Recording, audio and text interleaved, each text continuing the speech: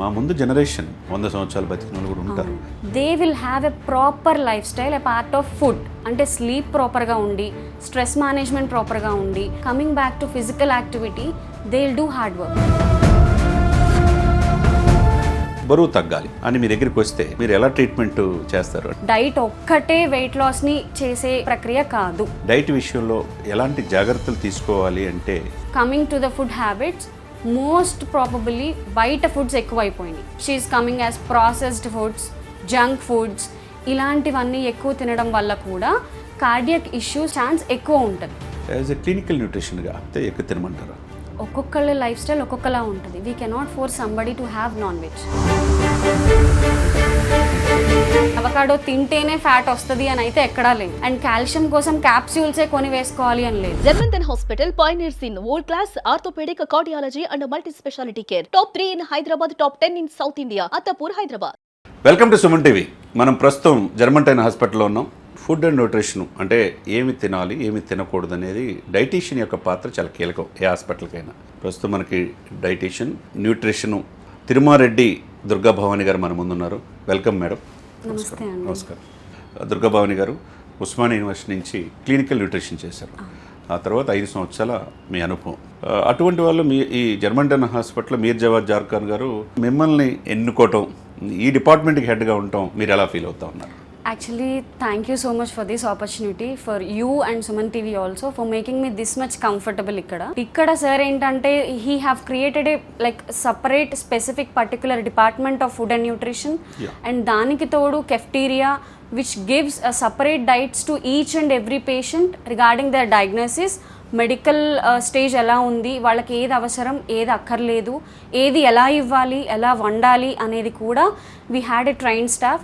So ఈ department కంప్లీట్గా ఇంత సాటిస్ఫాక్టరీగా పేషెంట్కి సర్వీసెస్ అందజేస్తుంది అని అంటే, first of all I have to thank doctor Javad sir for having a special care about dietitian and nutrition too. మిమ్మల్ని ఎంచుకోవటం మీరు ఏ విధంగా ఫీల్ అవుతున్నారు? మీ దగ్గరికి వచ్చే పేషెంట్లు ఎలాంటి పేషెంట్స్ వస్తూ ఉంటారు? As all we know, as the generations are changing over, the lifestyles is changing and coming. So అలానే సీనియర్ మోస్ట్ని తీసుకోకూడదు అని కాదు, నేను తీసుకోవడానికి కారణం ఏంటి అని అంటే, మేము చదువుకున్న generations is completely different from the generations where the senior dietitians are coming from. అలా అని చెప్పి వాళ్ళు ఎక్కడో వెనకబడిపోయారు అని చెప్పట్లేదు. The thing which we are getting in updated version is completely different from the past previous years or previous generations అని చెప్పొచ్చు. Maybe regarding in that point of view ఆయన ఎప్పుడూ కొత్తగా అప్డేటెడ్ వర్షన్స్లో యాజ్ వీఆర్ సీయింగ్ టెక్నాలజీస్ కానీ or else any laser treatments or any other wide variety of technologies కానీ తీసుకురావడంలో first ఉంటారు. So he shows that empathetic things to the patients. కొత్తది అందాలి ఆర్ ఎల్స్ ఏదైతే వర్షన్ అప్డేటెడ్ ఉందో మనస్ఫూర్తిగా మనం ఇవ్వాలి, సాయి శక్తులారా we have to make them satisfactory అన్నట్టుగా చూస్తారు. So in that version maybe life styles కానీ, జనరేషన్స్ కానీ, న్యూట్రిషన్ అండ్ డైట్ కానీ, it had an update of generations and life styles too. ఈ డిపార్ట్మెంట్లో వచ్చే పేషెంట్స్లో చాలా సీరియస్ కేసులు వచ్చిన వాళ్ళు ఉంటారు. వచ్చేటప్పుడు ఫస్ట్ స్టెప్ మీరు ఏ టైంలో సంప్రదిస్తారు? సో బేసిక్గా మనకి ఇది మోస్ట్ ఇంపార్టెంట్ రోల్ ఏంటి అంటే ఆర్థోపెడిక్స్కి స్పెషాలిటీ. ఓకే. సో బేసిక్గా మనం చూసే వాటిల్లో ఆర్టీఏ కేసెస్ ఎక్కువ గమనిస్తాం, ఆర్ఎల్స్ ఫ్రాక్చర్స్, ఎనీథింగ్. సో ఇలాంటి వాటిల్లో క్రిటికల్ కేర్లో అడ్మిట్ అయ్యే పేషెంట్స్ ఎలా ఉంటారు అంటే, కొంతమంది కాన్షియస్లో ఉండొచ్చు, కొంతమంది అన్కాన్షియస్లో కూడా ఉండొచ్చు. సో అలాంటప్పుడు మ్యాక్సిమం ఫస్ట్ ఒక 6 hours 8 hoursకి పేషెంట్కి బ్లీడ్ ఉన్నా ఆర్ఎల్స్ పేషెంట్ కాన్షియస్లో లేకపోయినా ఎన్బిఎం అనే ఒక స్టేట్లో ఉంచుతారు. NBM in the sense nothing by mouth. So ఓరల్గా ఫీడ్ ఏమీ ఇవ్వకుండా ఉంచుతారు ఫర్ టెస్ట్ అండ్ ఫర్ లోపలి ఏంటి ఫంక్షన్, మెటబాలిజం ఎలా ఉంది ఏంటి అనేది తెలుసుకోవడానికి ఆ స్టేజ్లో ఉంచుతారు. After the breakage of that, so నేను ఫస్ట్ టైం వాళ్ళకి ఎక్స్పోజ్ అయ్యి ఉంటాను. So like I talk to them first. మాకు ఏంటి అని అంటే within 24 to 48 hours screening assessment చేయాల్సింది ఉంటుంది. అది ఎలా అంటే, basic details will ask the patient or the patient attender, even if they are not in conscious or in an irritable stage. మేము అటెండర్స్ని నుంచి ఆ ఇన్ఫర్మేషన్ని కలెక్ట్ చేసుకోవడానికి ట్రై చేస్తాం. Like the name of the patient, age, everything will be in the file. Even though ఒకసారి cross check చేసుకుని వాళ్ళ లైఫ్ స్టైల్ ఏంటి, వాళ్ళ ఆక్యుపేషన్ ఏంటి, వాళ్ళ లైక్స్ అండ్ డిస్లైక్స్ ఏంటి, ఫుడ్ ఎలా తీసుకుంటారు మార్నింగ్ నుంచి నైట్ వరకు, ఎలాంటి ఆహార పదార్థాలు అలవాటు ఉంది వాళ్ళకి, vegetarian or non vegetarian, so ఇలాంటివి. అండ్ మెడికల్ సైడ్ వచ్చేసరికి ఏం చూసుకుంటాము, వామిటింగ్స్ ఏమన్నా అవుతున్నాయా, లూజ్ టూల్స్ ఏమన్నా ఉందా, డిస్ఫేజియా అంటే వాళ్ళు స్వాలో చేసే పద్ధతిలో ఏదన్నా డిఫికల్టీ ఫేస్ చేస్తున్నారా, లేదు అమాంతంగా వెయిట్ లాస్ ఏమన్నా ఉందా లాస్ట్ 6 monthsలో, లేదా వెయిట్ గెయిన్ ఏమన్నా ఉందా లాస్ట్ 6 monthsలో, ఇవన్నీ మేము మెడికల్గా లైక్ నోట్ డౌన్ చేసుకుని will take all these parameters and will note it as a documentation. Okay. So దీని తర్వాత will go with the investigations, అంటే లైక్ హెచ్బి పర్సంటేజ్ కానీ, sodium, creatinine or else phosphorus, potassium, albumin, so platelet count, ఇవన్నీ చూసుకుని we will finalize the diet. Okay, ఈ person ఈ diet తీసుకోవడానికి he's okay now, so వీళ్ళు ఇట్లా టాలరేట్ చేయగలరు, ఇలా తీసుకోగలరు. And more over NBM break చేయగానే soon after we will not provide any food to the patient. Starting with the clear liquids, అంటే కంప్లీట్ థిన్ క్లియర్ లిక్విడ్స్ ఇచ్చి swallowing చూసి if it is okay will move to the liquid diet. Then if it is also tolerated then will move to the soft diet. Clear liquids అంటే coconut water కానీ, ORS కానీ, or else very thin filtered barley water, ఇలాంటివి అంటే like complex లేకుండా, ఏ food particles లేకుండా క్లియర్గా ఇచ్చి వాళ్ళ స్వాలోయింగ్ అబ్జర్వ్ చేస్తాం. If everything is good then will go with liquids, అంటే సూప్స్ కావచ్చు ఆర్ ఎల్స్ ఫ్రూట్ జ్యూసెస్ కావచ్చు, ఇలాంటివి ఇచ్చి వాళ్ళ టాలరేషన్ చూస్తాం, అంటే ఎక్కడి వరకు స్వాలోయింగ్ చేయగలరు అని. అది కూడా బాగానే ఉండింది అంటే then will go with soft foods, easy to digested soft cooked foods ఎలా ఇవ్వాలి, ఎంత మోతాదులో ఇవ్వాలి అనేది చూసుకుంటాం. లక్షలాది మంది అంటే తిని ఒకేసారి మానాలి అంటే చాలా కష్టం, నోరు కాయలు తినాలనిపిస్తుంది, కానీ బరువు పెరిగిపోతారు, బరువు తగ్గాలి అని మీ దగ్గరికి వస్తే మీరు ఎలా ట్రీట్మెంట్ చేస్తారు? సో యాక్చువల్గా ఇప్పుడున్న క్వశ్చన్స్లో ఇది టాప్ మోస్ట్ క్వశ్చన్ అని చెప్పొచ్చు. అందరూ అడిగేది ఏంటంటే నేను తినేవి నాకు ఇష్టమైనవే తినాలి, బట్ నేను వెయిట్ లాస్ అవ్వాలి. సో నేను ఫస్ట్ అండ్ ఫార్మోస్ట్ అందరికీ చెప్పేది ఏంటంటే diet doesn't mean it is the only factor of weight loss. Diet ఒక్కటే వెయిట్ లాస్ని చేసే ప్రక్రియ కాదు. సో వెయిట్ లాస్ అనేది it depends on several factors. So అది స్ట్రెస్ అవ్వచ్చు, స్లీప్ అవ్వచ్చు, లైఫ్ స్టైల్ అవ్వచ్చు, or else the food habits what we are having అవ్వచ్చు. So only diet management, only food వల్లనే వెయిట్ లాస్ అవుతామని ఎక్కడా లేదు. So food is one of the factor in weight loss management. So ఇంకొకటి ఏంటి అని అంటే ఏమీ డైట్ చేయకుండా వెయిట్ లాస్ అయ్యే ఛాన్సెస్ ఉన్నాయా? డైట్ అంటే ఇట్స్ నాట్ లైక్ ఏదో స్ట్రిక్ట్గా చేసేయాలి ఆర్ ఎల్స్ మనకి ఇష్టమైనవన్నీ మానేయాలి, ఇలా చూడడం మాపేయాలి. First diet is a word which means having a balanced diet, what is body required we have to take in that amount. ఇలా వచ్చిన పేషెంట్కి what we say is first వాళ్ళ ఇన్వెస్టిగేషన్స్ అన్నీ చేసి లిపిడ్ ప్రొఫైల్స్ చూస్తాము, ఏమన్నా ఎలివేషన్స్ ఆర్ థైరాయిడ్, పీసీఓఎస్ ఇలాంటివి ఏమన్నా ఉండడం వల్ల వాళ్ళు వెయిట్ పుట్ ఆన్ అవుతున్నారా, లేదు ఇంకేమన్నా పారామీటర్స్ కొంచెం ఇంబ్యాలెన్స్ అవ్వడం వల్ల వాళ్ళు ఏమైనా వెయిట్ పుట్ ఆన్ అవుతున్నారా అనేది కూడా we have to examine. A part of this coming back to recall వాళ్ళ లైఫ్ స్టైల్ అడుగుతాం ఫస్ట్.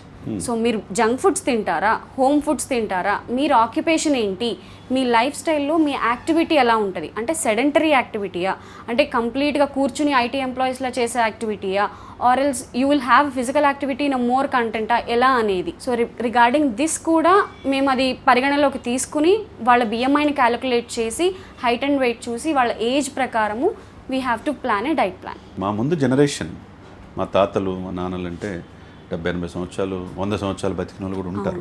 అప్పుడు టాబ్లెట్ కూడా తినకుండా హ్యాపీగా ఉన్న రోజులు మనం చూసాం. ఇప్పుడు మరీ మీరు అన్నట్టు 20-30కే ఇలాంటి ప్రాబ్లమ్స్ రావడానికి కారణం ఏంటి?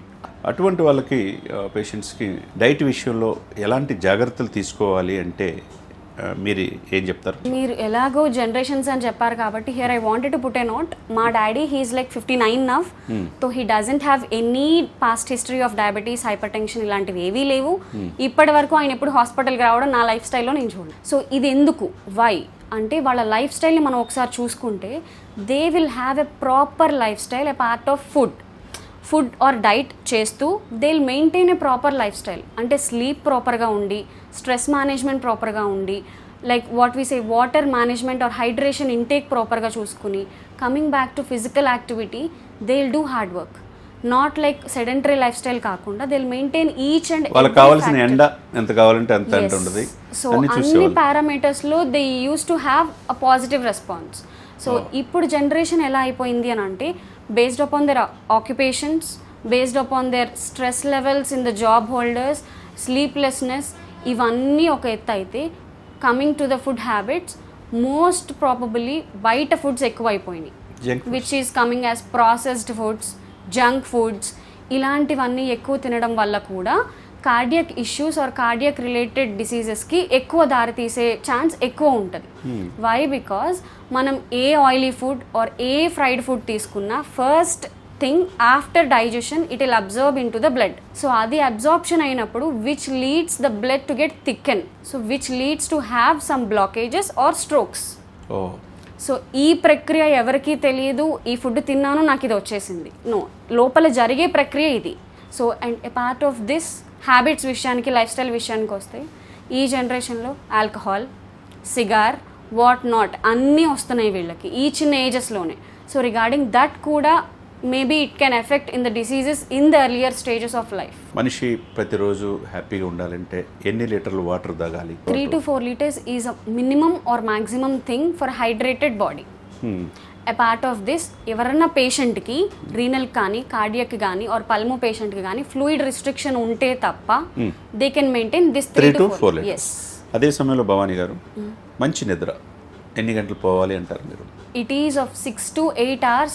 It's a good time for sleep. And one more thing I wanted to note, it's not like మీరు ఏదో నిద్రపోయామంటే కళ్ళు మూసుకుని నిద్రపోయాము, నిద్ర అయిపోయింది 8 hours మేము, it's not like that. Quality of sleep ఎంత ఉండింది, దట్ మ్యాటర్స్ ఎ లాట్. మీరు చెప్పిన పాయింట్ ఆఫ్ వ్యూలో ఎన్ని గంటలకు నిద్రపోతే మంచిది అంటారు, ఎన్ని గంటలకు నిద్ర లేస్తే మంచిది అంటారు? So before 6 o'clock getting up is very like what we say చాలా మంచి చేస్తుంది అని చెప్పొచ్చు బాడీకి. Early morning. And why? Because what we are getting from the sun, vitamin D, కంప్లీట్గా వైటమిన్ డి సన్ నుంచి రాదు. When we expose to the sun rises in that before 8 AM, so that will hit our cholesterol levels in the skin and that will convert it to vitamin D. So ఆ ప్రక్రియ జరగాలంటే at least మనం early morning లేవడానికి చూసుకోవాలి. ఇప్పుడున్న జనరేషన్స్లో అందరికీ vitamin D deficiencies, vitamin B12 deficiencies, ఇట్లా న్యూట్రిషన్ పరంగా, ఫుడ్ పరంగా డెఫిషియన్సీస్ ఎక్కువ సాధారణంగా చూస్తున్నాం. వై? బికాజ్ సన్ ఎక్స్పోజర్ ఎప్పుడు ఉండదు, ఎప్పుడు ఈ ఆర్టిఫిషియల్ ఏసీస్లో వీటిల్లో కూర్చుని వర్క్ చేయడం, that's their occupation, we can say no. But as a part of human, we need to have a few lifestyle changes according to our health also అనేది నా point. డాక్టర్లు చాలామంది నాన్ వెజ్ తినమంటున్నారు, eggs తినమంటున్నారు. As a clinical న్యూట్రిషన్గా egg తినమంటారా? Actually it depends on individual to individual. ఒక్కొక్కళ్ళ life style ఒక్కొక్కలా ఉంటుంది. We cannot force somebody to have non veg. So ఇలా కాకుండా మనం వెజిటేరియన్లో కూడా చూసుకుంటే హై ప్రోటీన్ ఫుడ్స్ చాలానే ఉన్నాయి, లైక్ పల్సెస్, లెంటిల్స్, ఆరెల్స్, వాట్ వీ సే సిరల్స్, వీటిల నుంచి కూడా హై ప్రోటీన్ వచ్చే చాలా ఫుడ్ ఐటమ్స్ ఉన్నాయి. అండ్ మోర్ ఓవర్ ఇలాంటి హై ప్రోటీన్ తినాలి లేదా డైట్ మెయింటైన్ చేయాలంటే అందరూ అనుకునేది చాలా ఎక్స్పెన్సివ్, చాలా కాస్ట్ ఎక్కువ ఫీల్ అయిపోతాము, ఆరెల్స్ వాళ్ళకి మాత్రమే చేయగలరు, తక్కువ స్థాయిలో ఉన్న వాళ్ళు చేయలేరు. అండ్ వెజిటేరియన్స్కి అసలు అది అవ్వని పని, ఇలాంటివి ఎక్కడా ఏది ఉండదు. సో వెజిటేరియన్స్లో కూడా పప్పు ధాన్యాలు అన్నీ high protein, meal maker, paneer, mushroom, so ఇలాంటివన్నీ కూడా హై ప్రోటీన్ వాటిల్లోకే సామాన్య మానవులకు కూడా అందుబాటులో ఉంటుంది. ఎస్ అఫ్ కోర్స్, అదే చెప్తున్నాను. So it doesn't mean avocado తింటేనే ఫ్యాట్ వస్తుంది అని అయితే ఎక్కడా లేదు. అండ్ కాల్షియం కోసం క్యాప్స్యూల్సే కొని వేసుకోవాలి అని లేదు. వెరాజ్ మన వంటగదిలో ఉండే నువ్వులు high rich in calcium. So ఇలాంటివి ఏంటి అని అంటే వెనకబడిపోయి ఆలోచించలేక ఇప్పుడు వచ్చే వీటిల్లో ఓకే అది తింటేనే ఇది వస్తుంది, సో మనం ఇలానే మెయింటైన్ చేయాలి, ఇదే ఎక్స్పెన్సివ్ తింటేనే మనకి ఇది వస్తుంది అనే అపోహ ఉండదు. నాన్ వెజిటేరియన్స్లో కంపేర్ చేసుకుంటే వెజిటేరియన్స్లో కూడా గుడ్ డైట్ మెయింటైన్ చేయొచ్చు, హై ప్రోటీన్స్ తీసుకోవచ్చు. చూశారు కదండి తిరుమారెడ్డి దుర్గా భవానీ గారు. వయసు చిన్న కానీ బ్రెయిన్ చాలా షార్ప్గా పరిణితి చెందిన ఒక ప్రొఫెసర్గా దుర్గా భవానీ గారు ప్రతిదీ కూడా డైట్ ఎలా ఫాలో అవ్వాలి, మన జీవితంలో మన బాడీలో ఎవరూ మోసం చేయరు, మనమే మోసం చేసుకోవడం, ఏది తినాలి ఏది తినకూడదు, ప్రాపర్ డైట్ ప్లానింగ్ చాలా చక్కగా విడమర్చి చెప్పినందుకు హృదయపూర్వకంగా ధన్యవాదాలు తెలియజేస్తున్నాను. థ్యాంక్ యూ అండి, థ్యాంక్ యూ సో మచ్.